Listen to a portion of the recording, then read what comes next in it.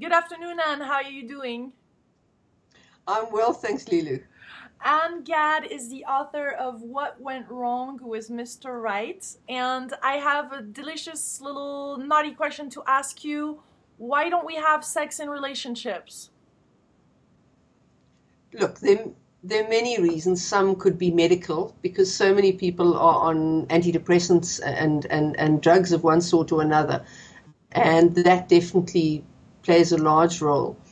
But if you look more on the emotional level, why people don't, very often when a woman is angry with her partner, Mm-hmm. she feels unable to express that anger because nice girls don't scream and shout.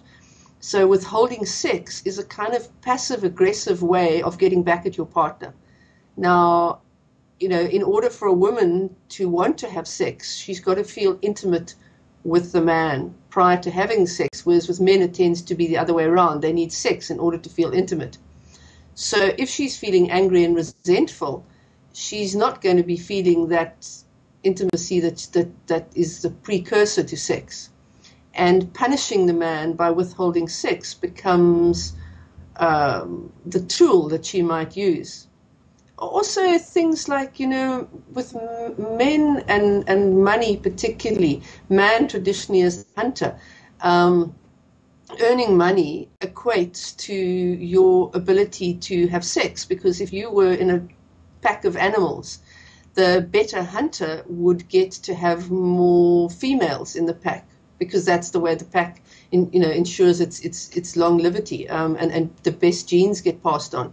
So with so many people in the world losing their jobs and undergoing stress as a result, the desire or the almost feeling inadequate in terms of deserving sex occurs. And many men, when they lose their jobs, really battle sexually.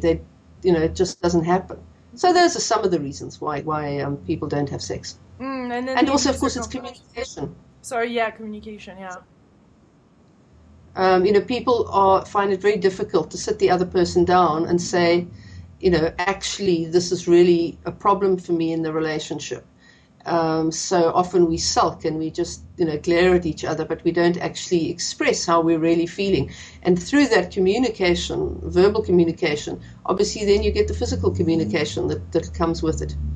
It's And very sad. So many people really, really have very unhappy sex lives. yeah, you were saying even in your book, I think 40 million of Americans are not having any sex.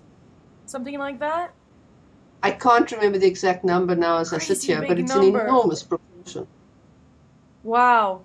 Well, thank you very much, Anne. Anne is the author of What Went Wrong with Mr. Right. There's a lot more sex stories in there, I can tell you that much.